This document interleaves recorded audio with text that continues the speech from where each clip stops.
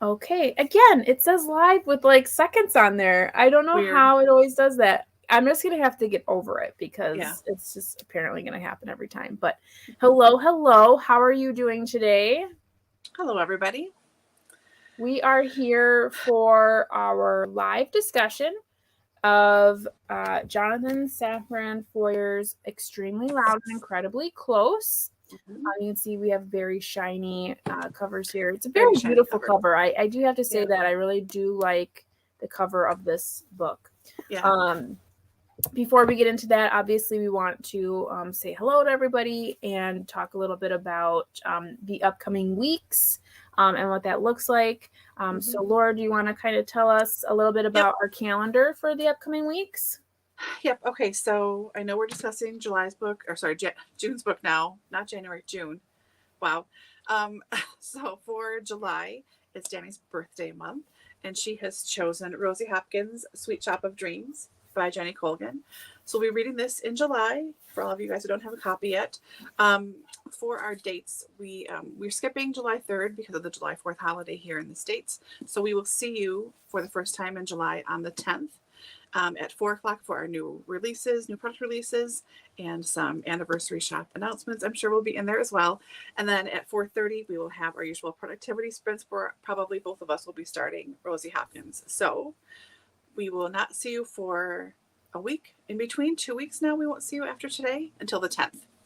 So get your hands on Rosie Hopkins, and we will read together on July 10th. Yeah, it seems like we've skipped a bunch of weeks here, but it seems like the spring to summertime, there's just a lot of holidays that land, in that Monday range where Yeah. it just doesn't make sense for us to have a live discussion because we don't want to pull you away from that. And we also we want to have people here in the live discussion as opposed to just talking to ourselves, which we Yeah. we could We do can all do. day. Yeah. We're good at that. But it's nice to have everyone join us as well. So we don't want anyone to feel like they're missing out if they're doing anything with their families or whatnot. So yes, I'm excited. This one is a thick one. Um, Yeah. it is thick, but after this book, I'm kind of excited to get into something a lot more easy reading, like just something that Mm-hmm. I can enjoy. And being that this will be my first Jenny Colgan, I'm kind of excited about that because I have really been trying to get into her books, and she has a ton, and I was just happy to even find one because she is a UK author, so it's not as easy to find her books in our thrift shops as one would think. So I'm excited Mm-hmm. to get into this and just have some fun with a reading. So yeah. Yeah, it's good. She's one of my comfort authors. Like if I'm ever really in a slump or feel like I'm starting too many books, I'm not getting anywhere because nothing really sounds good. I'm like, oh, I should really read a Jenny Colgan because it's easy, and they are, a lot of them are chunky, but they do just kind of suck you in. It's very readable writing, so it will be a contrast compared to this one, as far as like following a storyline and just moving along with plot and pages and everything. It's going to be a lot more. I'm going to say straightforward. For like a narrative line. So yeah, I'm looking forward to this too. I hope you like her. Yeah, I'm excited to finally feel her out. I know a lot of people have talked about her, and I've seen Yeah. her books come up a lot. Um, so it's like kind of one of those like feeling of missing out. Like I'm always like, I wonder what that's all about because so many people talk Mm-hmm. about it, and so I'm like, I think it's time that I jump into that. And I just like the Yeah. titles a lot, especially that Mm-hmm. bookshop on the corner or whatever it's called. Like that has been on Yeah. my like needing to read for a long time. Yeah. So yeah, so I see here, Angela, too, you it's out of your reading zone, Mm-hmm. but you're gonna pick it up and try it anyways. We Mm-hmm. appreciate that. And Yeah. as always, if it is something that you do not Yep. like, DNF it. Yep. We're definitely into Totally fine. DNFing in this book club. So Yeah. please do not waste any time if it's something that is just not you're not interested in. Yeah. And this is going to be a little bit dated probably. It's from 2012. It's 10 years old.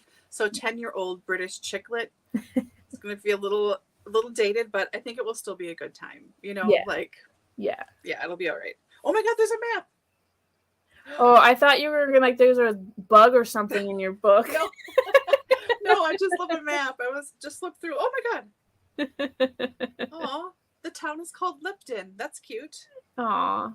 Sorry. And Melissa, I did not try to ignore your comment. I was going to come back to it. I started and everything. Thank you so much for asking. The baby is doing well. I will be coming back to my personal channel very shortly, so watch for that because what I'll be doing is my first like video back on my personal YouTube channel, Spinelli Speaks, will be a Q&A. It'll be asking everyone what questions they may have, because not only am I coming back after being gone for almost 3 months, I also had just hit a milestone. I hit 1,000 subscribers, so I haven't really done anything like that in a while. So with it being, hitting a milestone, having new subscribers, being gone for 3 months, I'm going to come back with a Q&A. So my first video will be like a call to arms, like, what questions do you have? So I'm sure in that there's going to be a lot of questions about the baby. So I'll get into more in-depth, like answering to those questions. But to answer your question today, yes, she's doing very well. So thank you for asking. Obviously, with congenital heart disease, she'll always have that. We will always have some kind of doctor's appointment in our future. She has not yet had her open heart surgery. That will be coming up in the fall. But she has had 2 other interventions that have been part of the heart, but it's through the cath lab, so they go through like a vein. So she hasn't really had anything where they open her yet. That again will come in the fall, but she's doing very well. The doctors are very pleased with her progress. So she's been really good. She's been really good. So thank you so much for asking. I appreciate your concern on that and asking about her well-being. So thank you. And like I said, there'll be more, I'm sure, coming up on my channel because I'm sure you're not the only one who is wondering. So there will be an opportunity if anyone has any other questions about me, my life, my reading, that'll be all on my channel. Obviously, I'll only answer things that, I feel personally comfortable with, but y'all are pretty good about that. So anyways, let's see. Oh, thank you, Angela. I appreciate that. You're so kind. Okay, so let's kind of get back into the book today. Now, Laura, let's all be pretty honest with ourselves. Did we finish the book? I did not. Did you? No. And I think you got way farther than I did. I had a really hard time with this book. I think during the productivity sprints, I felt very confused as I was reading. And though there were parts of it where I was kind of intrigued, like I kind of wanted to know a little bit more about pieces of it, overall, I wasn't blown away by the writing style, nor was I interested in the story too much. And even with that said, kind of knowing what the book was supposedly about, I wasn't even interested at that point. So it took a lot for me to come back to this book each time I tried to come back to read it. I just wasn't really all that interested in the story. What about you? I enjoy it. I read his first book and I really liked that a lot. And there's a lot of similar, I'm going to say, like styles and some of the way he paces information doling out is similar from what I remember. It's been like a long time, so please don't quote me on that. But it felt sort of familiar to his first book from when I read that. And in the sprints, I got to like 180 or something like that. I got quite far into it. And a lot of that is formatting based because, again, there's a lot of like blank pages and things. So I got pretty far. And then it's been like, 2.5 weeks since we had that. And I just plain ran out of time. So I'm working on BookTube prize stuff, trying to get that stuff done. So that was my focus. My reading focus went there. And then all of a sudden I was like, oh my God, there's not enough time. And I just got home today from a weekend away with one of my friends. And I thought we're going to totally have time to like sit and read. I have like 150 pages left. It's going to be perfect. And then we did not really have time to read. I think I read 40 pages. So I have 100 pages left. And I will finish it tonight when I'm doing laundry and stuff, but just not in time. Like you, I had a problem. Or not, I'm not going to say problem.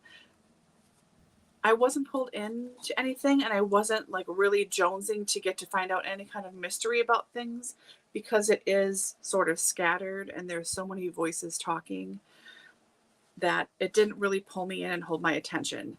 And I just didn't really ultimately, I still kind of don't care what happens. I think I know how it ends, which makes it even more like, then who cares? But so I think it's fine. I just ran out of time, and yeah, I did not want to pick it up again. And then once I pick it up, it's like, oh yeah, that's right. This is what's happening. I'm fine, but it's fine just sitting there, you know? Yeah. Yeah.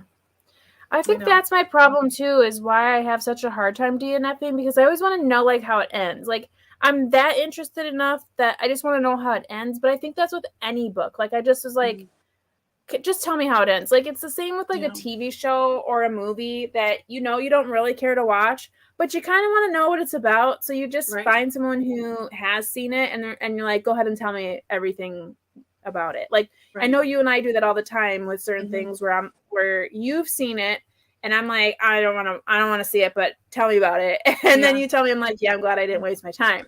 Or, you know, now I'm part of the conversation. But yeah, I just don't feel like, And for me too, like I started reading this physically, and then I switched over to the audio. And I do have to say, the audio for me, the story was more, I was more a part of the story when I was listening to it on audio. And we'll get into that in a little bit, but so if anything, if I were to continue, I would probably do audio. I would not be able to pick this up physically. I would not be interested in it in that way. So if you were to, at this point, rate the book, and for those of you in the comments as well, please let us know. I'm curious too what people say. If you were to rate the book, what would your rating be? And we're going by the Goodreads rating of the 1 out of 5, 5 being amazing. What would you rate this book? Right now, I'm going to give it a 2.5. Not having finished it exactly, and that extra half a star is because I like how he plays with format. I think it's unusual, and I appreciate that he tries and makes an effort at something a little different. So I'm going to say 2.5 right now, but closer to the 2 side. It was okay. How about you?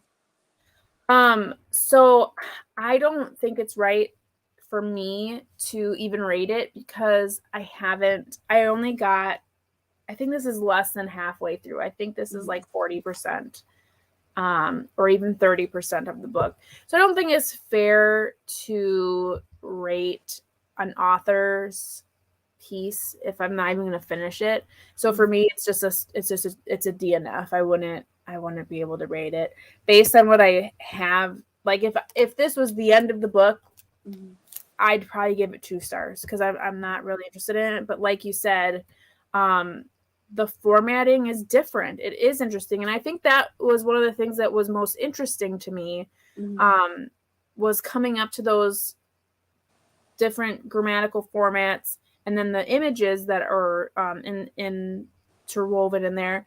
But I don't even know if those even mattered, because they're not even referenced. They're just in there. Which is still interesting, but at the same time, like, what is the purpose? So yeah, I can't judge a book if I haven't finished it. That's kind of how I feel about that. I know people have different feelings on that, but for me, I feel bad giving a book a rating if I haven't really read it. Like, and I won't add this to good. Oops, that's not right. And I would feel bad, like, putting this book on Goodreads because I haven't actually finished it. Mm-hmm. If I was like as far as you, if I got 100 pages in and then I DNF'd it, or if I had 100 pages left and I DNF'd it, I would rate it and add it to Goodreads because I feel like that's enough of the book that I've read the book-ish, Mm-hmm. you know? But this I'm not even halfway through, so I don't feel right adding it to books read number. I don't know. That's a whole different discussion. I mean, a lot of people have different feelings about that. Mm-hmm. Let's see. It looks like Angela gave it a 2.5. So same about where you were at. Mm-hmm. And the last few pages have reference images. Okay. Oh, okay. And those were impactful. You flip through pages quickly with the cartoon moving. Yeah, those ones I've looked at those ones a couple times, like just watching it. Mm-hmm. It's that one's crazy because I think I've seen that before. Mm-hmm. I mean, it's been a while, but anyhow. Okay, so speaking of the images, the formatting, let's talk about that first in reference to the different ways in which people read this book. I know for Angela and myself, we both did a little bit of both. We did a physical reading and then an audio reading. I know Allie did all audio. But as far as the formatting goes, you know, it is heavily formatted with not only visual effects, so all those images throughout the book, but they also have a lot of grammatical effects, like breaks in the pages, a page only having one phrase. How does that affect the reader's audio experience? And we can talk about both sides, like if we want to start with how a physical reader kind of sees this, and then how that affects the audio experience. What are your thoughts on that? I think it totally depends on the narration and who decides as an audiobook producer who that person is, who makes that decision, how they include and how they address visual things that are in it. So my only experience, since I did not listen to this at all, my only experience with that is with like a memoir or an autobiography of somebody. So in that case, mostly it's been the author who's been the narrator as well. And they always will say, like, oh, okay, for those of you who are listening, like for audiobooks, okay, so like now you're looking at a picture of me with a terrible perm, go online to, you know, like kissmybutt.com and look at like audiobook visuals and you can see a PDF of everything that's there. So like sometimes they'll reference, like I'm sure, like if you're reading the book, you'll be seeing this right now. So they'll address it that way. But I've never listened to a book that has very obvious stuff like this does. Like there's a whole chapter with circled grammatical errors and in red ink that's like a typewritten letter. So I don't know, that wouldn't matter so much because a lot of stuff is just misspellings, but it's spelled like how it sounds, you know? Yeah. So I don't think you would know at all that there would be a difference in that chapter, let's say. But it really depends on the production and who decides what's addressed and what's not. Like the picture of like the cat that seems to be in midair. That's like 3/4 way through the book. You know, he's talking about how he brought Buckminster into school one day to like show that cats turn, they always land on their feet. So like then you see that photograph.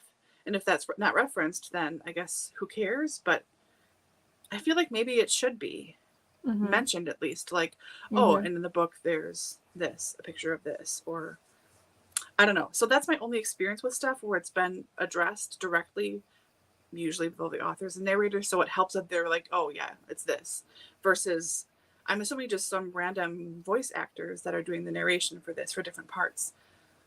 I don't know how they would choose to do that or not, why they wouldn't decide to address the stuff, because there's quite a bit of it in here. You know, it's not so there's a couple chapters. It's like every couple of chapters there's something that's different. So I don't know. I would hope it would be addressed, you know.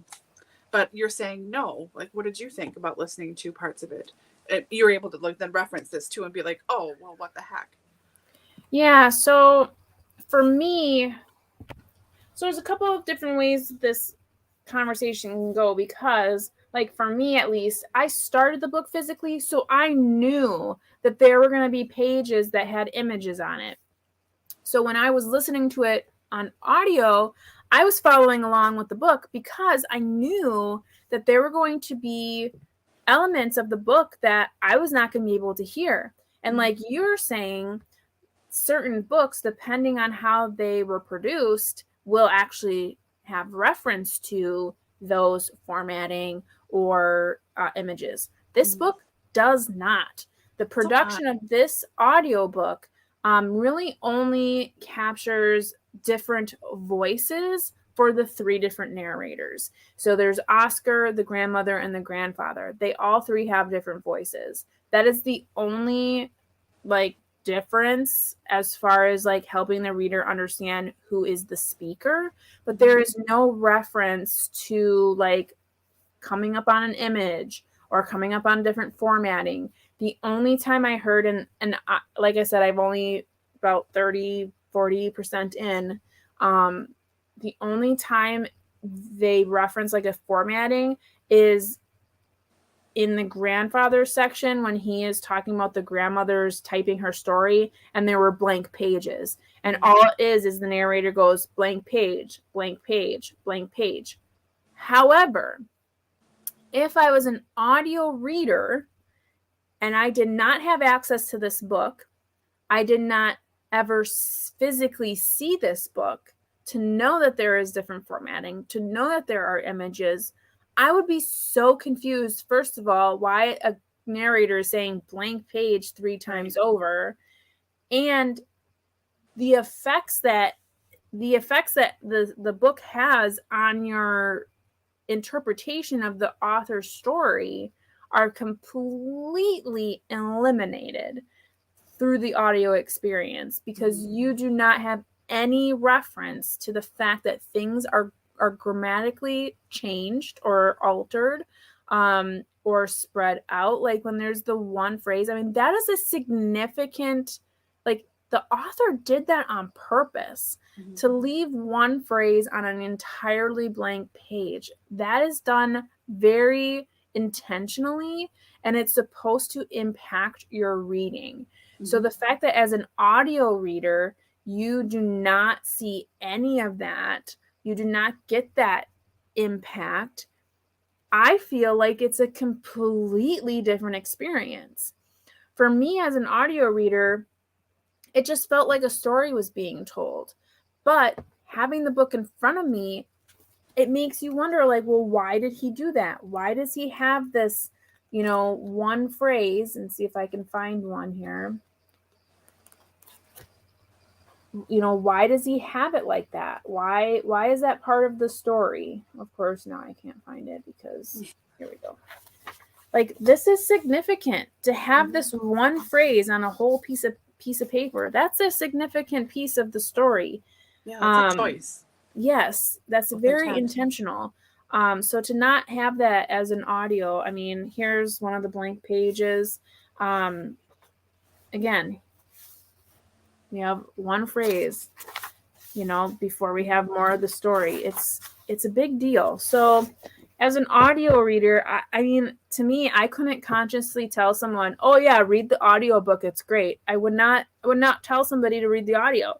If anything, I would say, well, if you're going to read the audio, make sure you have a physical copy and read along. Which in some cases, I know some people read along always when they do an audiobook, which, that's your preference. But for many of us, we like to do an audiobook because we're doing other things or we're driving somewhere or whatever it may be. So we're not going to have the physical copy in front of us. To me, it feels counterintuitive to sit down and read an audiobook with the book because for me, I read faster than audio. So to me, I feel like I'm wasting time, but I know there are some readers out there who enjoy reading along with it because it helps them with the pronunciations. It helps them like just feel part of the story. So there's no right or wrong way to read an audiobook. But for me, I feel like I'm wasting time because I could just read it as opposed to why am I listening to this? Because then it lulls me to sleep too. If I'm really bored with an audiobook, totally asleep. Like, not to be TMI here, but I have to pump for my breast milk. And in the middle of the night, when I'm pumping, I could listen to an audiobook for that entire 30 minutes and not fall asleep. In the middle of the day, I will put this audiobook on, I'll fall right asleep. Mm-hmm. It like totally lulls me to sleep because I'm not interested in it. It's boring. It's not a story I'm interested in. That's another part of the experience for me. Mm-hmm. I know, I think Allie just jumped in here. Allie, please, we're talking about the audiobook. You can see I have the question up here. I know for you, your experience is much different because you did not have access to the book.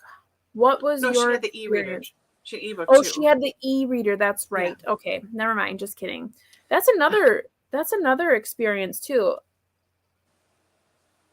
I'm wondering, I'm thinking back to that Voxer question that you had put up there. About formatting. About formatting. I wonder, was the E...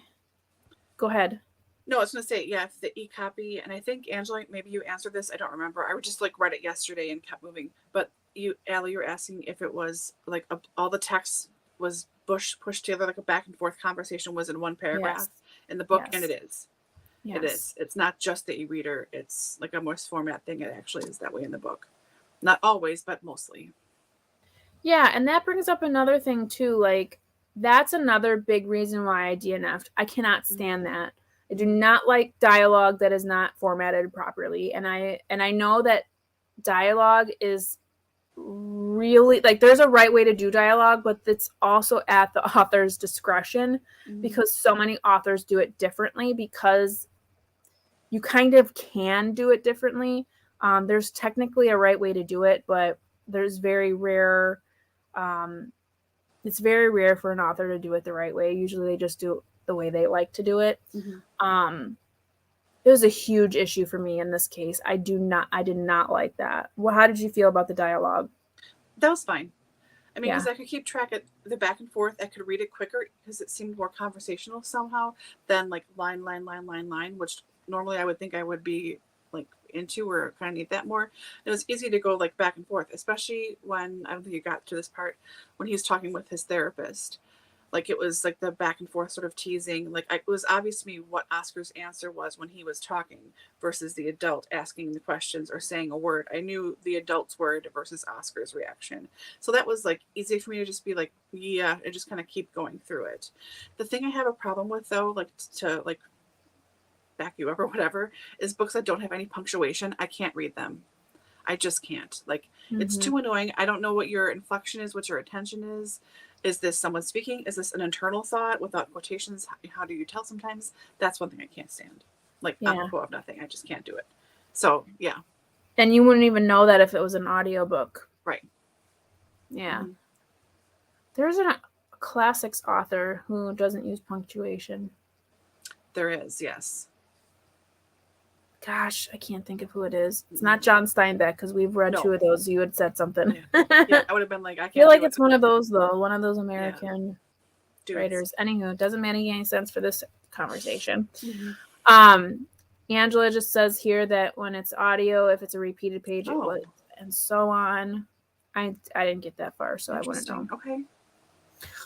This is an interesting question, and I think you have an answer to this one, but wondering what the point of some of it was, the errors. So, what is the point of some of this formatting? What do you feel like the point of the formatting was? For the errors, that one chapter where it's the grandfather typing, and it's all the circled mistakes. I think that's to show that he, his awareness of things, but he still is struggling with, I'm going to say reality for lack of a better way to wrap it up, that he still is struggling all this, Yep. So he's aware that there's problems are there, there's an extra space or he misspelled something or it's typed phonetically versus correctly. So it's more of a you get an insight into how his brain works, aside from just the yes, no hand thing and the touching himself and the made up sign language that he and his wife have and the notebook he carries with phrases he can flip and point to. So he's an intelligent person. He's not an idiot. Someone might think he's just totally dumb and he doesn't understand stuff. He's not really aware. He's very aware. It's just there's a communication difference, and like there's some kind of jog where there should be a straight road or whatever that is. So I liked that. I thought that, I mean, I can't be like, oh, this was enjoyable, because I would like go to all the red things and like, oh yeah, that's annoying. I see that like extra like space, fine. But I kind of like that. I feel like I understood the grandfather a little bit more after I read that chapter, even though it's not about anything massive. So yeah, I really enjoy how he plays with form in general. And the author, you mean? Yeah. And Yeah. how, sorry, things like on like how he changes things, and the photographs he chooses too, I think are interesting.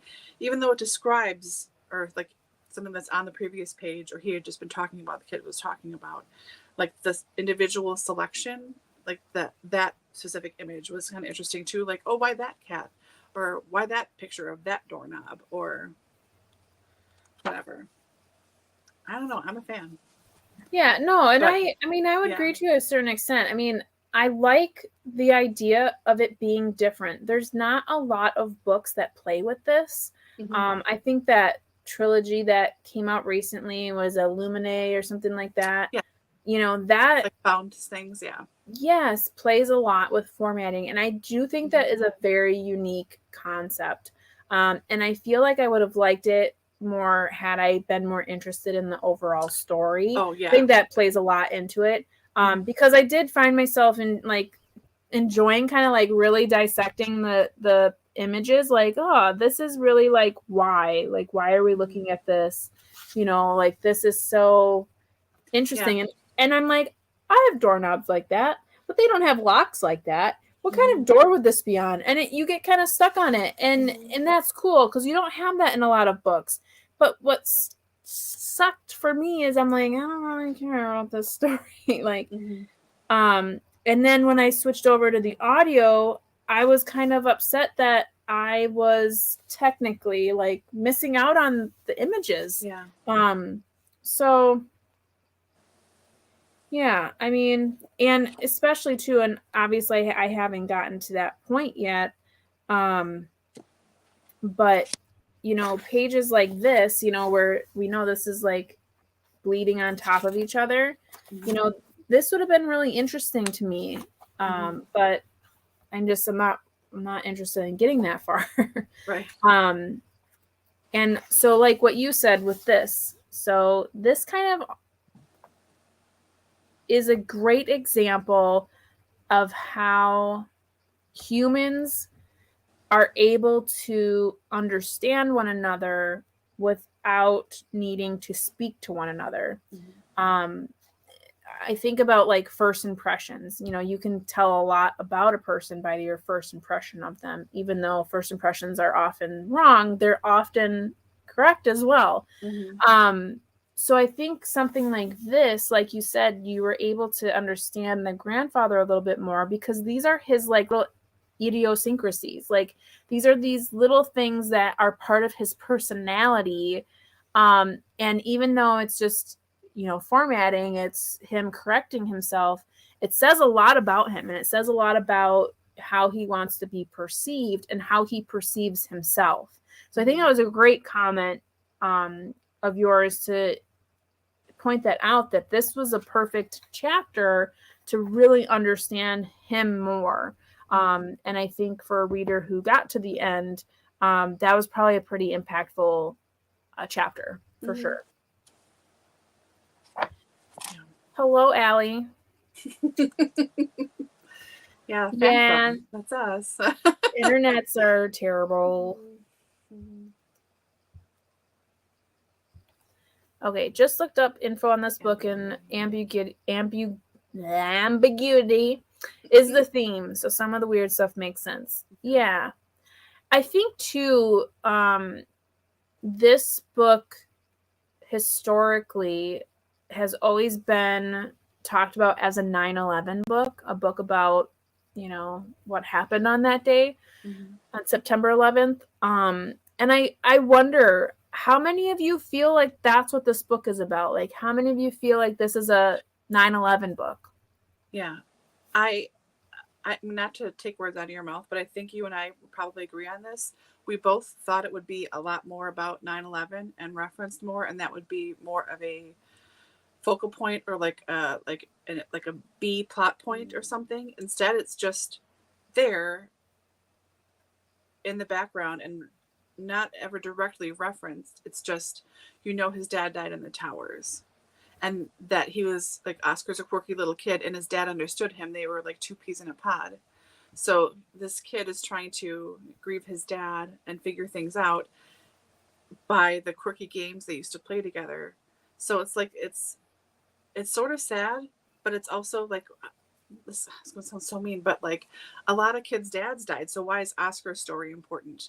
And also, like, that's just it. It's just, this is just happened to be where he died. And everyone knows of this terrorist attack. But this could have been like, he could have died in a fire or in a car crash. And I think it would have been the same effect on the story. You know what I mean? Like, it just could be the story of a kid grieving his father. Right. Like, I don't know. I don't think it matters. I don't like reading this now. It's not a 9/11 book. I don't think it is. But I thought it was going to be. That's why I didn't read it for so many years. Like you too. Like, I don't want to be sad. I don't want to get depressed. Like, yeah. Which, of course, whatever. But yeah, I don't think it is. No, I very much agree with you. And I wonder at what point in time was it referred to as a 9/11 book? Right. Because the book was written in 2005. The movie was released in 2011. Or, yes, 2011. Now, my thinking is, I'm wondering if the movie is what made it noted as a 9/11 book, because I think and I haven't seen the movie, so again, I could be talking out of my tuchus. I wonder if they went to the approach of really having that more as a backdrop, more of a significant piece visually, which then caused this to have this is a 9/11 book. Book about 9/11, because I completely agree with you. His dad could have fallen down a well, and it would have been the same story-ish. There's a certain undertone that like the setting plays into it, certainly. Like, it's New York, so but if it was Kansas City, yep, I agree. Sorry, I didn't interrupt you. Sorry. No, you're good. So I think, to Angela's note here, the tone or the theming being the ambiguity, I definitely agree with that. And I think in our conversations too, Laura, feeling that he's a little on the spectrum as well, as far as his demeanor and the way that he kind of approaches the world. What kind of things did you pick up on that led you to believe that? I think it's the first or second chapter. I don't remember, but it's very early in the book when the first time he mentions heavy boots. Like, oh, I've got heavy boots because of this. And I've heard people, when they're talking about this book, say heavy boots, say that phrase before, and I was like, I don't. What's this? So it's like seeing that, and like then that feeling. That like bad feeling, and like you can't really walk and your boots are heavy, you've got heavy boots, you're sad about something. And the fact that he jumps all over the place pretty much right away in subject matter, it's not like a little kid like in a middle grade would kind of jump subjects where you could follow the train of thought a little more linearly. It's like, yep, I see how this kid made the jumps. It's more like, what about a tea kettle? I heard of this thing about like how people have sex. I heard about this thing. It's like the jumps seem to be so disconnected that you go, okay, I don't think this is a typical little boy, because he's seemingly everywhere, because I'm assuming it's hard for him to focus, because every little thing that you and I can filter out, he can't. So everything is like pointed out. I noticed this.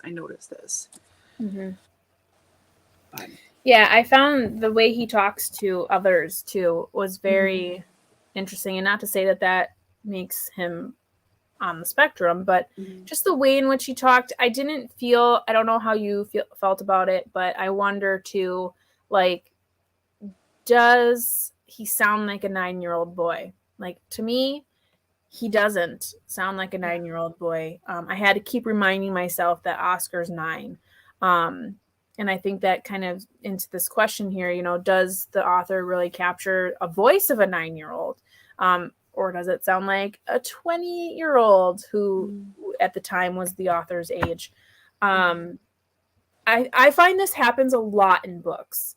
Whenever it is not a middle grade book and there is a child character, I always feel like the character does not sound like their age. Whatever the age that the author tells us they are, I'm always like, I would never have thought that at that age. Or I don't feel like that age acts like that. Mm-hmm. And I think it's extremely true in this book. I never felt like Oscar was 9. He always felt like at least 12, in some instances 13, in some instances 20. Just the way he talked to people, the way he, in New York City in 2001 or 2002, he's out on his own. I'm sorry, I don't think you were out on your own since like 1928 in New York. Like, it just didn't seem right to me. A lot of things that he was doing or saying or had the authority to do. I just thought of something that made me think when he was handing out keys to all these rando people so that he'd get his mail. That was the instance that I was like, is this boy on the spectrum a little bit? Because that seems like a really wild idea and doesn't seem like something that, that sounds obsessive to me. And again, I am no doctor. I cannot diagnose what any kind of actions or, traits would be. But that to me, I was like, ooh, I'm going to pay more attention to this because I feel like he may a little bit be. And I think with all the things that he would do with his dad, like you said, his dad understood him. That was another key in me thinking that, but not to get off topic. How do you feel like the author did with his age? I think he did feel like a 9-year-old boy to me because he's an only child. He's in New York and he's around adults most of the time. And as an only child, and not an only child, but often the only child in a large group of people that are all adults, I talked and sounded and behaved like a much older person. I am an old soul, I know that. But I never sounded kid-like or had baby talk or talked like a kid. I always was very well-spoken and very mature. So that made perfect sense to me, and him being an only child surrounded by adults, and especially a small circle where it's really just his mom and his grandma that he talks to. So it's even closer. Like I could totally see the connection. That made sense to me. I think he sounded like a 9-year-old also when he was at school and they're talking about like farts and butts and sex and stuff. I wouldn't have said that until I started babysitting little boys who were that age, but that's how the boys I babysat are. We're just like this. And I was sort of like, I don't want to tell them that's incorrect information because it's correct information. Like they're using the right words, but I'm just sort of like, let's not talk about this right now. Like I try to just deflect them, but that sounds like the 9 and 10-year-old boys that I have known with like the fart and body stuff. Yeah. So it felt like a 9-year-old boy to me, but I get that my lived experience is not like everybody else's. And there aren't a ton of only kids, I don't think, around either. So yeah, I related and I felt like he was 9 usually, but I totally see how to someone who hasn't had lived experience like that, that it seems like a 28-year-old, not a 9-year-old. I totally get it. Absolutely. Yeah. So I believe it, but I know lots of people are like, yeah. Just because to do his taxes, like I think he does his own taxes, you know? So I don't know. What does everybody else think? Yeah. And we're going to get to some of the comments too, because there's a lot of really great comments coming in here. So don't feel like we're ignoring you. I'm going to be popping in there in just a second. But to trail off on your comment too, I think that is so true. The own experience, for you mentioning as an only child being older for you, I was the oldest child of 4, and I was very similar. I felt more mature, was more mature, definitely acted a lot older than my age. However, I also think that for only children, sometimes it's the opposite. Sometimes they're super immature. Yeah, like, they stay an immature one in my family. Yeah, sometimes they stay like little kids. They just never really grow up too. Yeah. Mm-hmm. Yep. So as we're all catching up here, how you all felt about the age, I'm just gonna kind of come back a little bit, so we can talk about what everyone said in the comments, which is a lot of really great comments here. Allie mentioned for audio, so talking again about the formatting in audiobooks, and maybe saying that it needs to have, like, it's going to be missing, so having a flag at the front, which I think is a great idea. I don't read a lot of audiobooks that I've heard that happen in, so I guess I wouldn't even know if it was the case. I just know this one because I had the book physically. Angela, thank you. And I should have known that. Yes. I love James Joyce. He's one of my favorite writers, and I totally didn't even think of that. So thank you. I was thinking like Ernest Hemingway for some reason, but I don't think that's correct. Yeah. And then to go off of the ambiguity, thought it was a frustrating reading experience, perhaps intentional, as readers struggling to understand or make sense. And she likes the idea, just not here. Okay. And then Angela had mentioned more post 9/11 book. And also that it ends as a 9/11 story. Okay.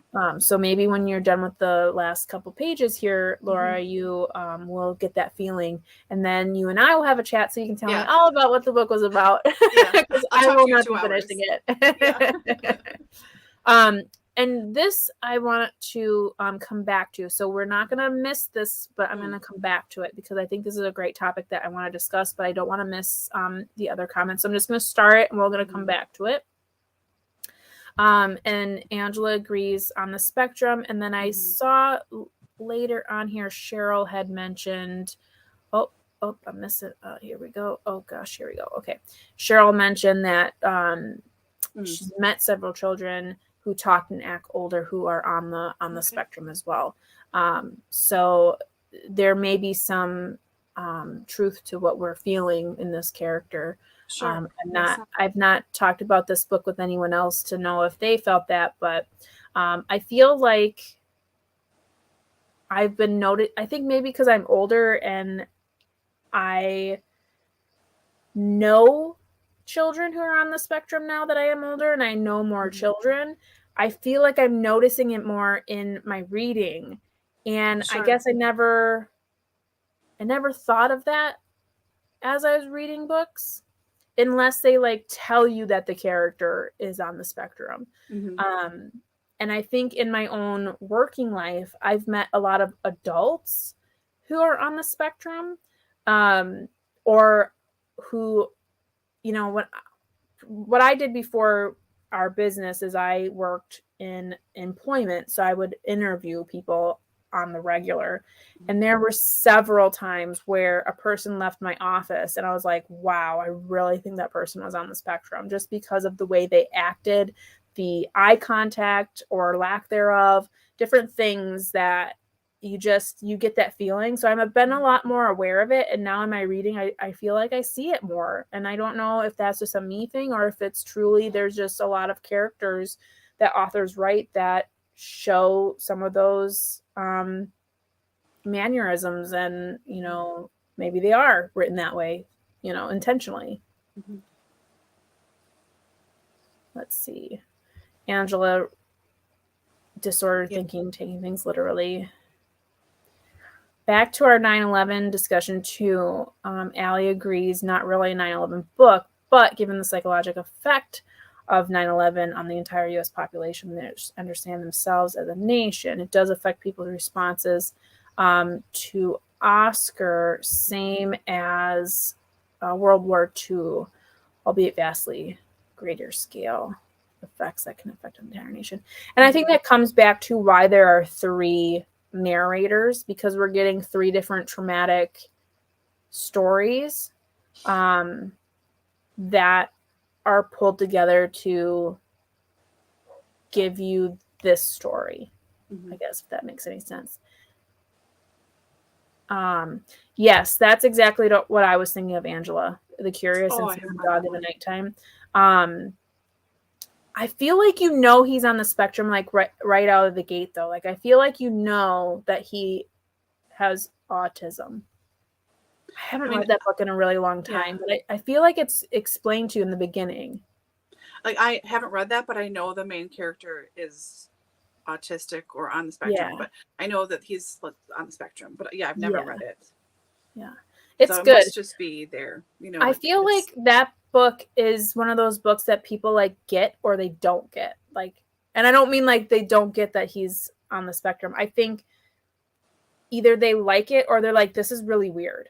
I liked it. And my youngest brother is actually who recommended it to me, and he really liked it. So when I read it, it was not a book that I had ever read before, like that kind of book. I wasn't really into contemporary fiction, and I really liked it. And it's not, I mean, it's not a big book. It's pretty small. So, sorry, I'm just readjusting. My legs are tired. But it is pretty good. I hope I didn't miss. Just trying to make sure I didn't miss anybody, because you guys all have had awesome responses here. Angela, mentions no doctor but raised a difficult kiddo on the spectrum and was a teacher. So you probably have a lot of experience with different levels of that as well. Okay, hard to read that Oscar neurodivergent. I'm with Laura on the terms of how Oscar comes across. His more adult voice made sense in the context. Okay. And here's Cheryl again, too. Brother is diagnosed autistic. Okay. He never talked like a child. So I think it's pretty clear we all feel pretty solid that this character is on the spectrum in some manner.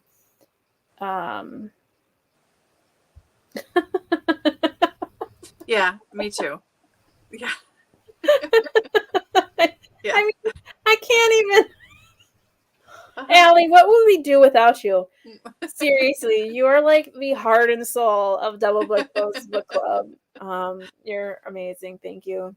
As well as everyone else. Angela, too. I mean, yeah, you guys are awesome to be here all the time. And I tell you what. I keep thinking we need to do like a Wisconsin meetup. Like everyone that's in Wisconsin, we're going to meet in this really general location where there's a lot of people. That would be fun. Okay. So I think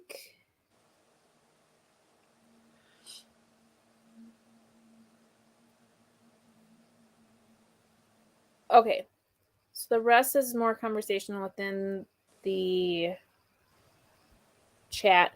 I want to go back to Allie's comment about trauma. So in reference to if this is a book about 9/11, Allie made this comment about it being a book about trauma, an intergenerational trauma, trying to make sense of a senseless event, which, as we know, for the grandmother and the grandfather, we have World War II in there. And I think for the grandmother, I mean, obviously I haven't read far enough. Is that the same traumatic event for her as World War II? So it's shared? I think so, yes. The two of them? Okay. I mean, please, Angela, if I'm wrong or someone, please tell me, but I think that it is. That's what my memory is, that it's the same. So I like the idea of writing this as an intergenerational story, because I love those stories. And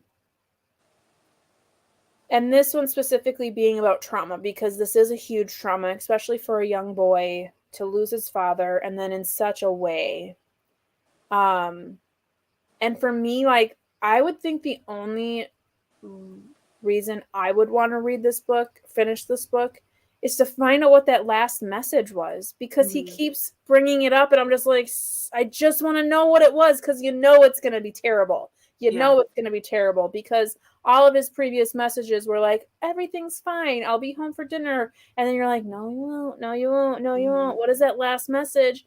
And to know that only Oscar heard it, like no one else has heard it, like, is so excruciating on the psyche. Because like I'm sure it's going to be devastating. But it's like, I don't want to read a whole book just to find out. So I'm going to wait until you're done so you can tell me. Deal. But yes, I do. I really do feel like this book is about trauma. And just looking, I want to look up the stages of grief, because I wonder if this at all follows that pattern. So it looks like, let's see, the 5 stages are, let's see, denial, anger, bargaining, depression, and acceptance. And in a story like this, I'd assume that we would see those. Do you feel like we saw those at all in this story? I think some of them in bits. I think for anger with Oscar, when he has these very small outbursts, like in a conversation, it might just be him speaking 2 or 3 times, like a couple of words or a couple of sentences in this one small instance where he seems very angry, and it's like it seems like a sharper reaction that I would have expected. Like, then I see little bits of anger, but mostly I feel like it's not there for him for this. And denial, I think there is some denial there, just because he's playing this game with his dad still. So his dad is still living currently, even though he knows logically his dad is not living. His dad's alive. Yeah. So I think that part makes sense.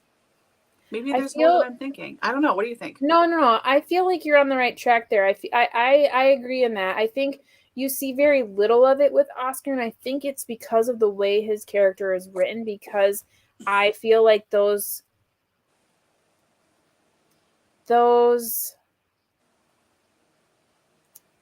expressions or those feelings aren't feelings that he can really comprehend, or not comprehend. I'm not saying that he can't, but I feel like his psyche is past that. And I feel like if any of them were to reign true, it would be the bargaining, because I feel like by finding this person, this Black person, that holds the answer to this key, I feel like he feels like he's going to get his dad back. Like I felt like that was what he was thinking. And but I feel like he also knew that that wasn't true. But I feel like by going on this wild goose chase, he was going to get some kind of clarity, or it was going to be like this big answer that was going to not necessarily bring his dad back, but make it all more understandable, more like there was a purpose. So for me, like, I don't feel like you see the stages in Oscar. I feel like you see them more in the mother when she's in the scene. You know, when she has the friend. And again, I've not read the whole book, so I can't really speak to the whole thing. But whenever I have a book where something traumatic happens, I kind of always think about these stages, because I wonder if an author is going to, you know, connect with them. Because to me, I feel like they're so true to no matter who you are, you run through these stages. Whether you think you do or not, you get angry, you bargain, you feel that depression. And I feel like if authors aren't acknowledging that, they're not really writing a true character. And even though we didn't see that fully in Oscar, I do feel like we still saw bits and pieces of it in a different way with him, which I did appreciate. I do like Oscar's character. I feel like he is very uniquely written. And along with the formatting, it's a very unique novel. But overall, I just am not connecting with it.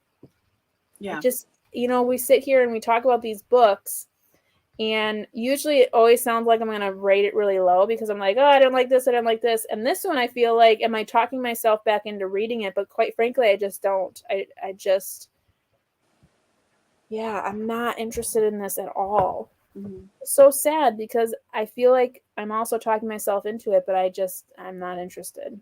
Mm-hmm. I totally get that.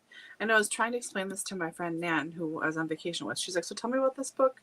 Because she has seen the movie, but when it first came out, just that one time, and never read the book. So I was like, well, it's this little boy, Oscar, and I'm explaining the plot.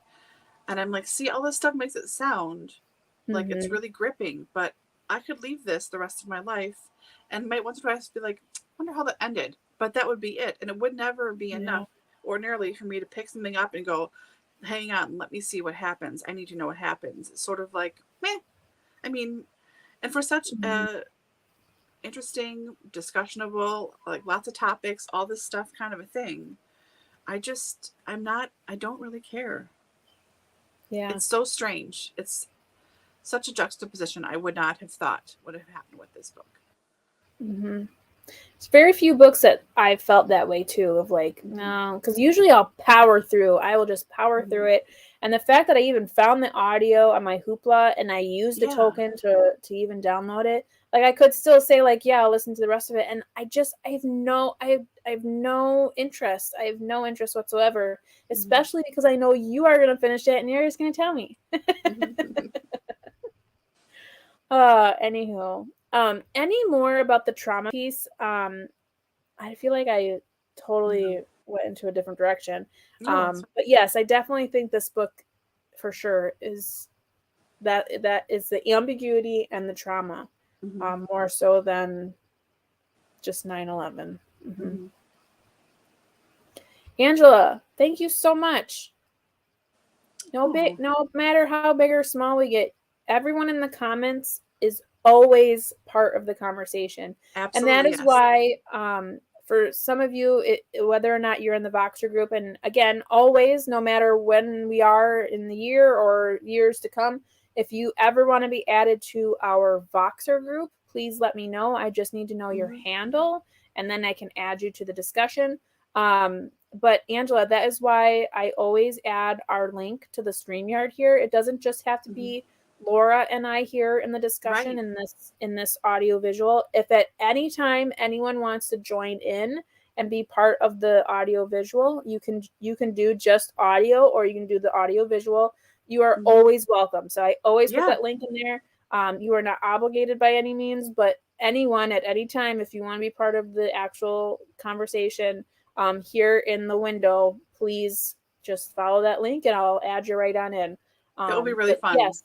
Yeah, you are all part of this conversation. This is not just Laura and I talking about books.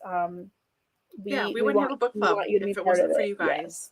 We need you to be here, participate, and talk to us. We can talk to each other. We do it very well, but yeah.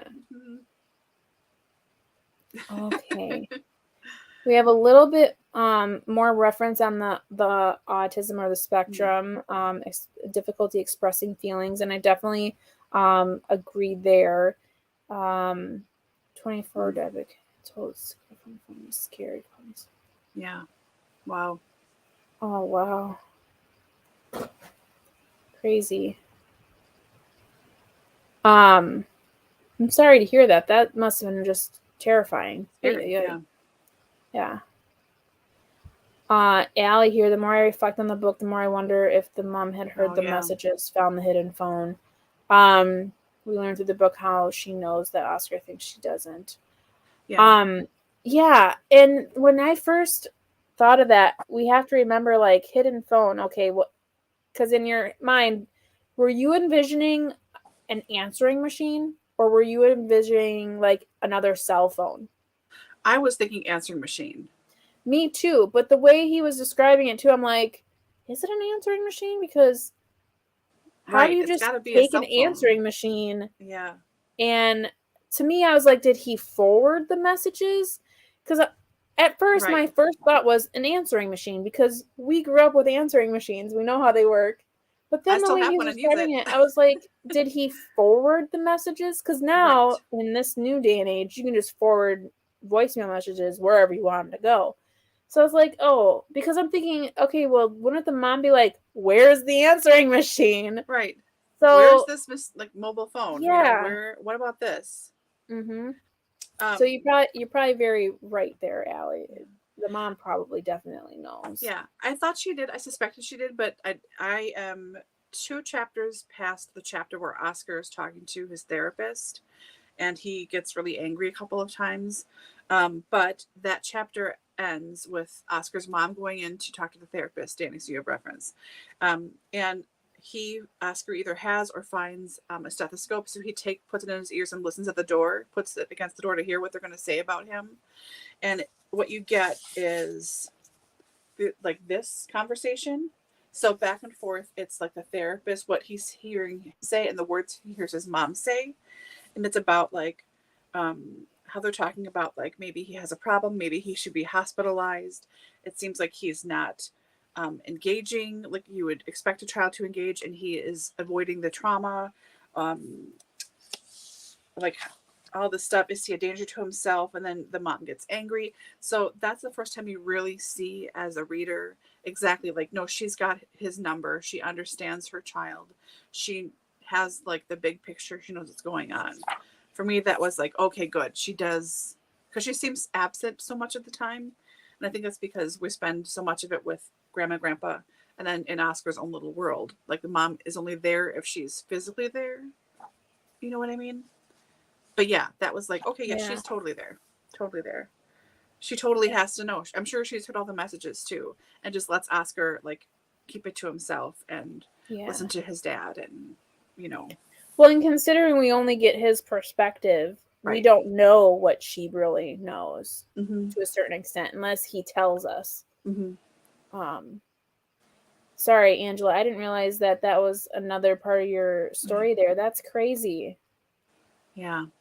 So, main point, like he never expressed to you the feeling of being scared, or how he was feeling. Yeah, crazy. Oh man, it's saddening to know that there are people out there that cannot express, like verbally, their emotions. Like whether it's a baby who can't speak yet, or you know, like that kind of stuff. That's got to be hard, especially as a parent. And you know this too, as being a fur mama, you know, when your children are hurting and you don't know, it's hard. It's very hard. You have to know your kid enough, whether they have 2 or 4 legs, to know something's hinky, and then interpret what you think is happening based on their actions and reactions to things. Yeah. Yeah. Yeah. Yeah. Oh, same. Okay.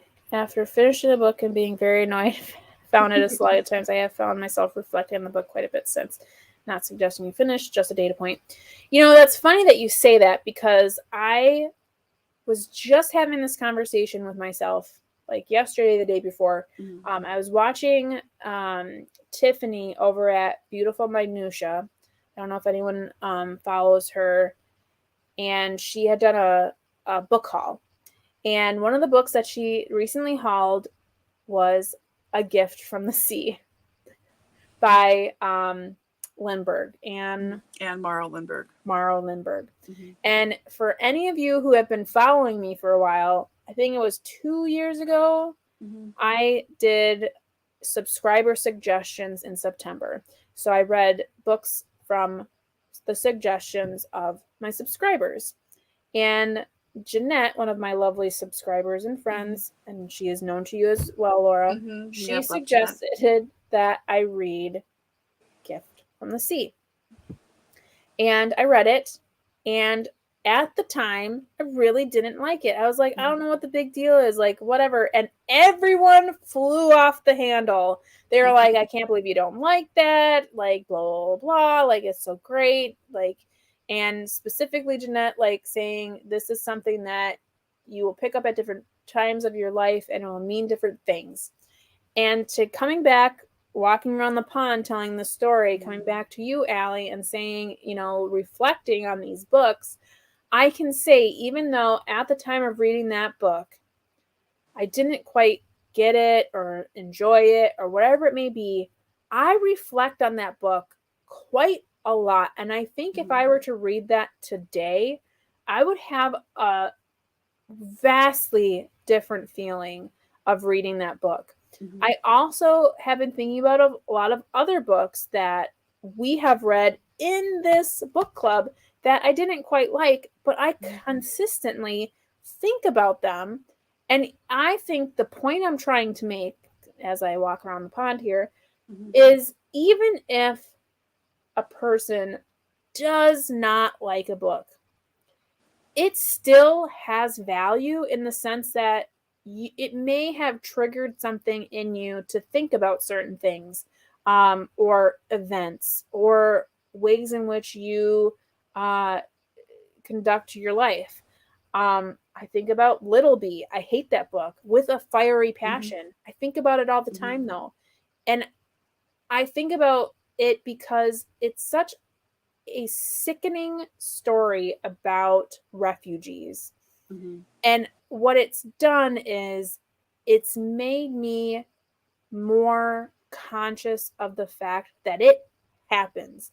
These horrific events happen to women and children on the regular every day. And it would be very negligent of me to pretend like it doesn't. So to be more aware of those things, to be more mindful because it affects me in the way of like, if, ways to help or to be more conscious of that, or to be more kind, to be more available to others, because there's refugees in our own communities, and to be more accepting and embrace them. Even though I hated that book and I feel like it's marketed completely, it is terribly, so like very incorrectly. It's not. It's terrible. It's a terrible book. Don't read it. It definitely gives me. It made me think more widely to the things that happen to refugees, and for that I am thankful. But I really wish I never read that book. So again, to your point, there are books that we reflect on that even though we didn't like them, there's something about them, some nugget of, true. Don't ever have kids, people. Like, your brain just completely melts out of your body. I have no idea words. Yeah, that's how I'm going to end that conversation. Great. Words. But yes, I agree with you, Allie. I think I'm not going to finish it, but I'm sure it has a lot of value as far as just the reflection piece, and even the portion that I have read definitely holds true. What do you think, Laura? Oh, absolutely, yeah. Like, the only book I've read that I hated was Crime and Punishment, which I felt forced to read over 2 months. Thanks very much. I did not force you to read that book, okay? Right, but like I was not going to read it. Okay. So I read it again, and I don't like it still, but I didn't hate it. And it was never something I thought about. It was sort of like, if anyone asks you if there's a book you've read, I was like, yes, I have an answer to this question. And thankfully, it's just a one book thing versus like, what's your favorite book? And you're like, God, I don't know. It's a Tuesday and it's sunny, so it must be whatever it is, Like, so that was kind of good. But a lot of books I don't like or I think are just fine. Randomly, some parts of their storylines just pop up in my head. And that's, my whole life. As a reader, it just happens all the time.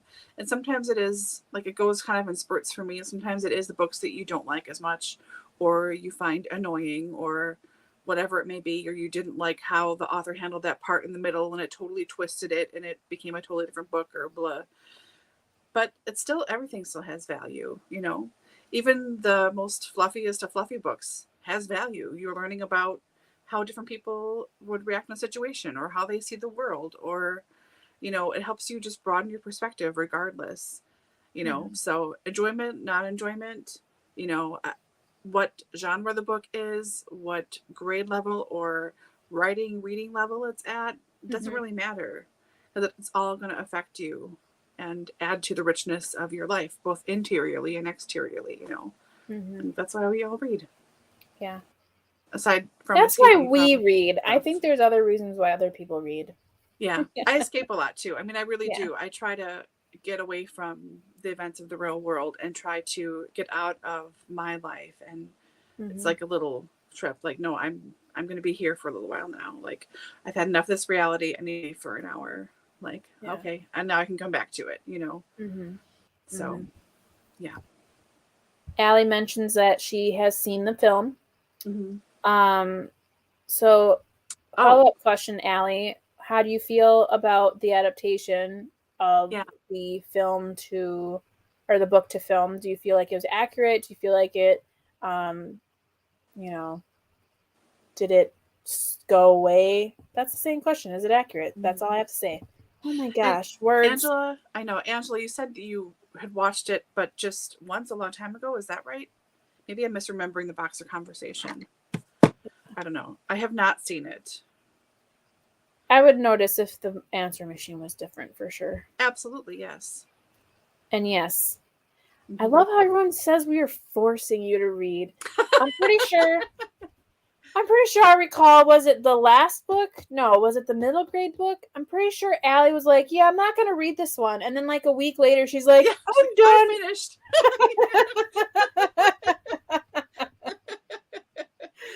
She was like full-blown FOMO. Yeah. Like, I just can't have to read it now. Oh my gosh. She barely remembers. Yeah. Okay. I remember the previews. All I remember in the previews was that Tom Hanks was in it. Because Tom Hanks is in everything, let's be real. Yeah, I can just picture the child actor. That's it. Yeah. I need to go to the library and rent The Namesake and this one and watch them back to back. Like, see what's going on there. I do think it's quite interesting that all of the books that have been chosen for our book club, other than like one, all have films that go along with them. Which is funny because my in real life book club, which actually wasn't in real life, it was also online, it was on Facebook, which I have stopped since doing this one. The last year that we did it, I did all books that had films that went with it. And I still couldn't get people to participate in discussion. So I'm so happy that we have DoubleBookedCo because we actually have a conversation going, which is awesome. But yes. So we're past the hour mark. We seem to do this every time, which is completely fine. We're having a great time, but I do want to make sure that we are giving people back their afternoons.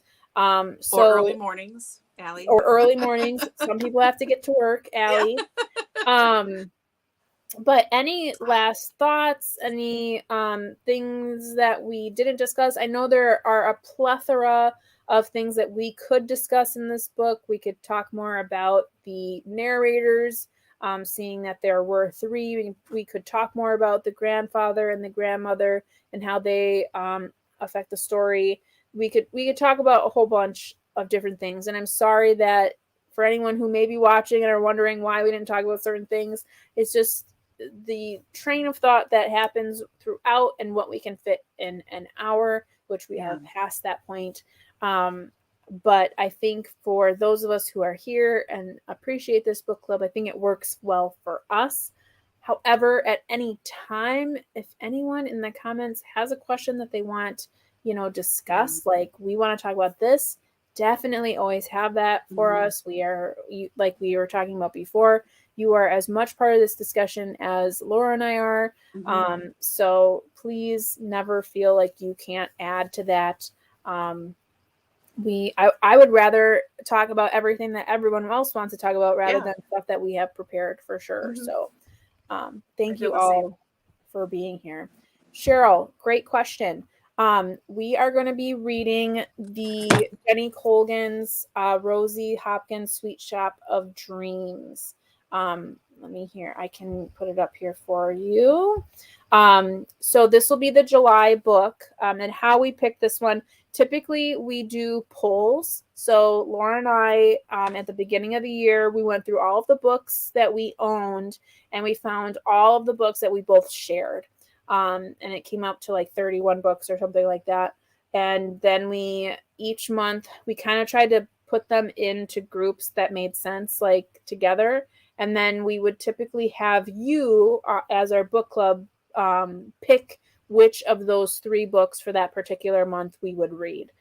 So that's how we've selected our most of the books up to this point, other than in May and then now in July, because May was Laura's birthday month, and then July is my birthday month. So for those 2 months, we didn't do a poll. We didn't ask for any voting. We just selected a book that we both wanted to read.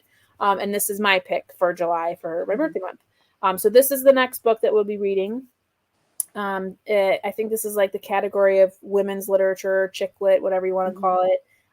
But Welcome to Rosie Hopkins' Sweet Shop of Dreams is the book that we'll be reading in July.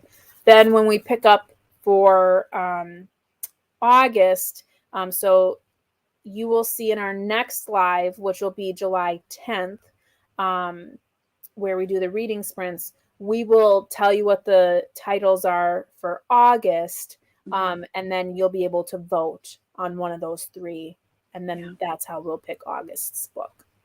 And I don't believe we're reading in, is it December. November and December, or just December? Just December. Just December. So there won't be any books in December. It's the holidays. We want everyone to enjoy that time and not feel like they're cramming in some reading that might not be part of their time. So thank you for asking. Yes, so that's going to be the July book. And I think what we're going to do whenever we have our next business call, I think we should talk about like next year's book club and stuff. So my intention, without talking to you about this first, is that in November we will do the voting like as normal, what we normally do ahead of time, only we would be voting for January and November. So then you have all of December to get your hands on the book. You can ask for it for Christmas if you celebrate, find a deal, whatever, use a gift certificate, card, whatever. So we'll do that. So you have that ahead of time. You'll have a whole month then to get a hold of January. Yes. And I think too, we have discussed this as well, but kind of finding out if we wanted to do a different kind of theme for next year. So sometime between now and that poll, everyone in the comments and in the book club, we will be asking you probably in a poll again to see, like, is there certain genres you want us to hit on? Is there a certain kind of theme? Did you like what we did this year? We're going to have, and I'm looking at attempting to do something in Google Docs, but we may ask you for your insight as far as, what kind of books you'd like to see us talk about or read together, so on and so forth. So watch for that. It'll be sometime between now and the end of the year. Probably not anytime in the next month or so, but towards the end of the year. At least. Right. Because what we've been saying is, you are all a part of this as much as we are. So we're not here to dictate everything. We want you to be part of that as well. Obviously, the first year we had to start somewhere. So we just kind of went with this idea. But in the preceding years, we really want to make sure that you have some input in that as well. So watch for that. And obviously we'll talk about that as much as we can. So, it looks like Allie's leaving. So I want to say goodbye. No, you didn't really miss anything, Allie. You didn't miss anything. You just like, hello, we're live, la la la. So there you go. There's the first 15 minutes. Have a good time at work. Happy Monday. I still have to eat dinner on a Sunday, so we're still on Sunday over here. Same. But so I'm gonna go up backwards here. Allie's Colgan is not so not an Allie book on the surface. So I can not wait to read it already. I can see it already. Like two days into the month, I've read the whole thing and I have 21 minutes for you to listen to. But please don't listen to it if you're not interested, because I'd hate for you to be upset. Allie, it's so funny. Your messages are fantastic. And every time there's like an apology message afterwards, like, oh, so sorry. And it's like, no, I thoroughly enjoy listening to your messages. I half the time don't even speed them up, which is saying something. Yeah. So your messages are fantastic. Everyone who has participated in any way whatsoever has been amazing. So please, no one ever feel like whatever you're saying is wrong. Everyone, no matter how you're participating, it has been phenomenal. I have loved every moment of it. So whether you are participating in comments, in the live discussions, or just putting a GIF in the Voxer group, it's been fantastic. So everyone, thank you so much for participating. You guys are awesome. And not only that, but if you are a lurker, I am a hardcore lurker for most things on YouTube and things. If you're ever a lurker and you ever want to just jump in and start talking or something, or jump in and ask a serious question if we're doing stupid gifts, please do that. Like, we always need reining back into like, oh yeah, we're doing this thing. Like, we're supposed to be focusing. Sorry. Like, but really always feel like you can jump in, because you always can. Everyone is truly, truly always welcome. Always welcome. You can always DNF. Like, we are clearly as hosts, like, even me, this is the first time I've DNF'd anything, but I just couldn't. Yeah, I just couldn't. And today I really thought I was gonna finish it, and I was like, nap with my baby or finish this book. I napped with my baby. So, anywho, okay. So going back to the film question, Allie mentions that quite a few changes to the structure of the story, but thought it was quite well done. Not a film I would have watched without book prompting, but interesting to how it was handled. Good. Cool. All right. I don't know if I probably won't watch the movie. No, you won't. I'll tell you about it. Yeah. Yeah. Okay. Any other comments, questions, thoughts on the reading, on the book group, on anything that we've discussed today or anything that we haven't? Now is your time to pop it in before we say good night or good morning or good afternoon. Yeah.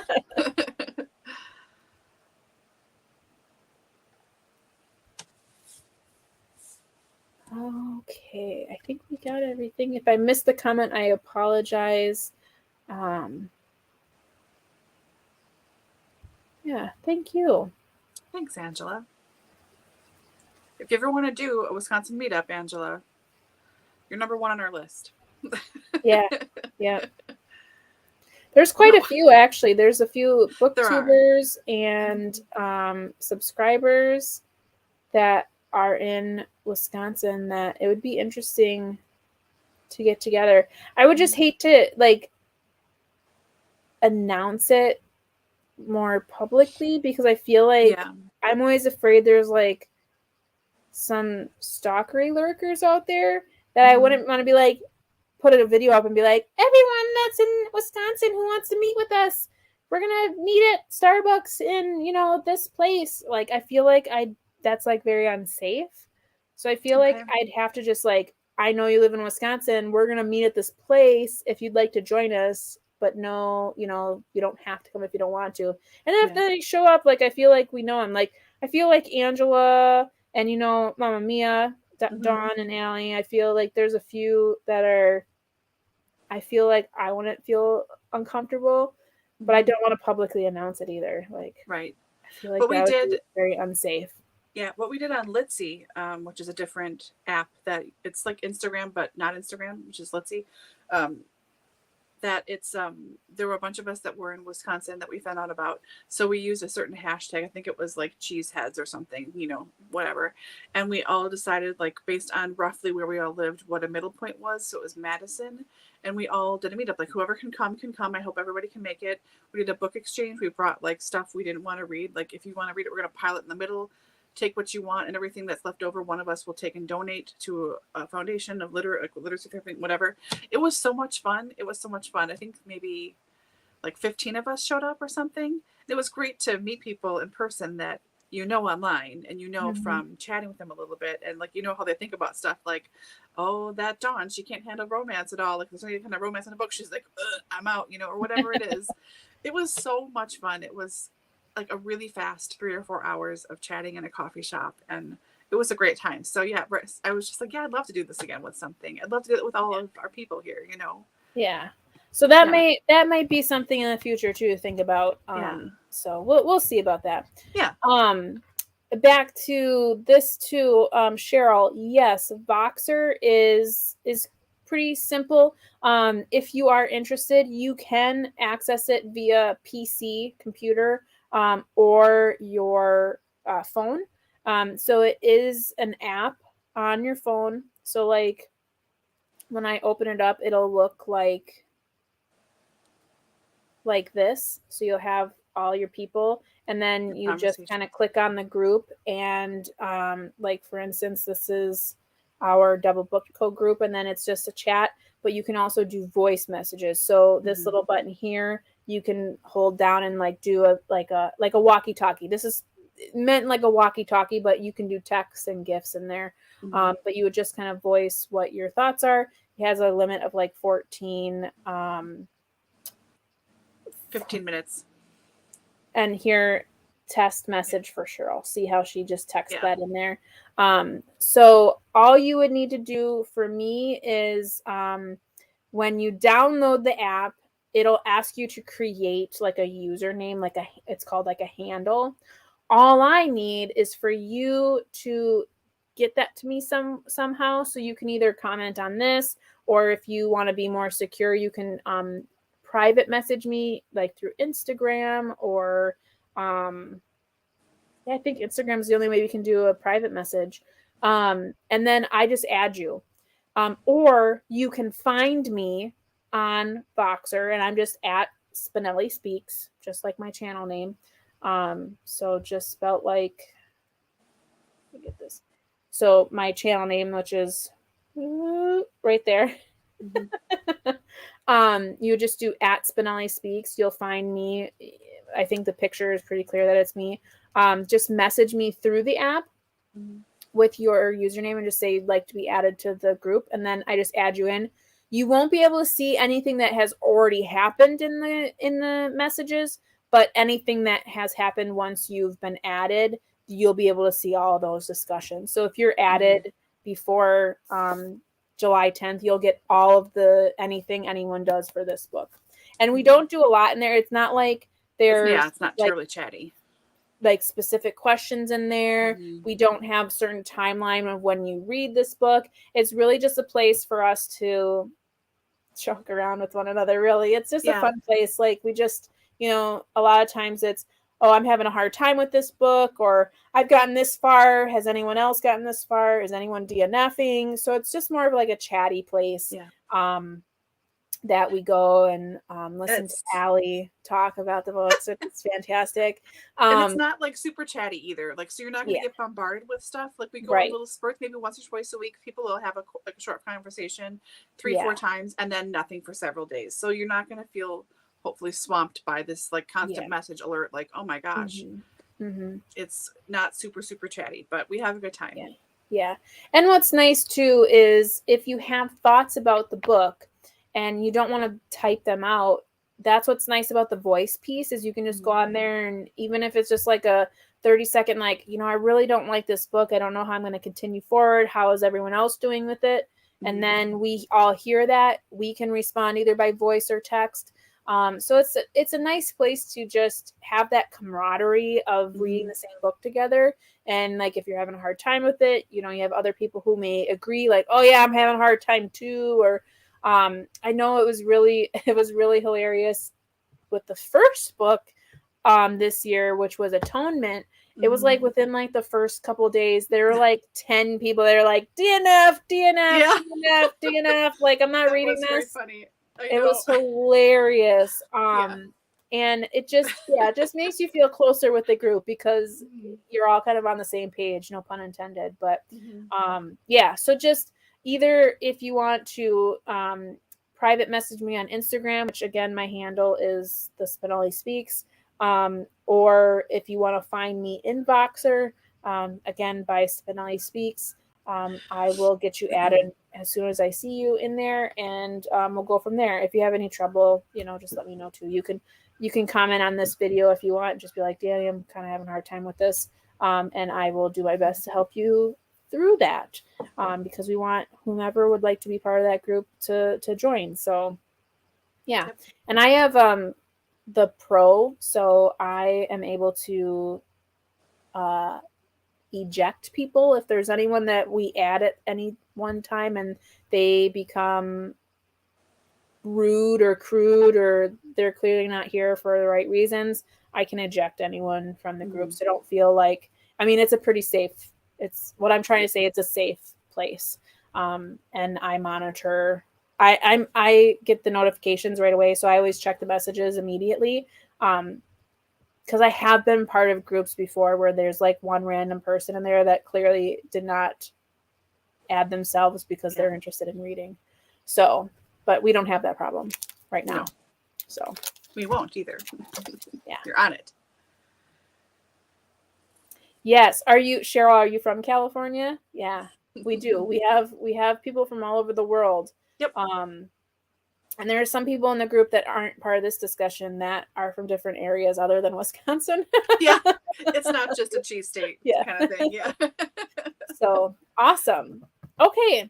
Well, awesome. Thank you so much. I'm glad we were able to get that part, the Voxer piece in there too, because like I said, at any time anyone wants to be added, it's an open place. So there's no limit as far as when we add people. So thank you for bringing it up, Cheryl. That really helps. And thanks for joining us today too. Yeah, exactly. Yeah. Yeah. Nice to chat with you a little bit. Yeah. As I blind myself with the sun, honestly. Allie.